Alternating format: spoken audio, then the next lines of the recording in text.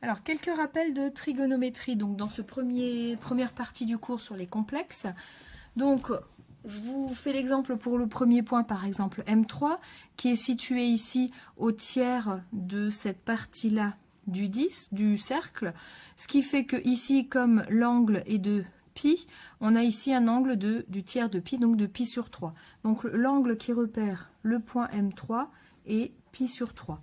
Le cosinus, c'est l'abscisse de ce point. On avait vu l'an dernier, on avait fait la démonstration, qui est un cosinus de 1,5.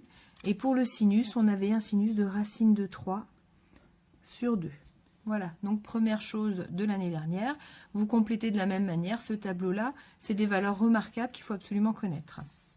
Le deuxième tableau, si je prends l'exemple du point M7, donc le point M7 est diamétralement opposé au point M1.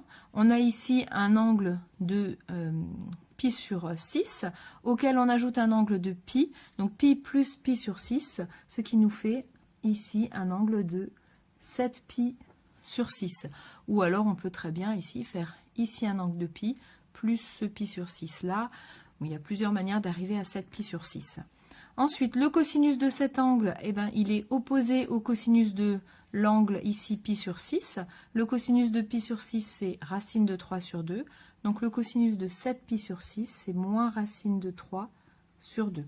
Le sinus, c'est donc l'ordonnée de ce point, vous vous souvenez, opposé à l'ordonnée du point M1, qui était de 1,5. Donc ici, on a une ordonnée et donc un sinus de moins 1,5.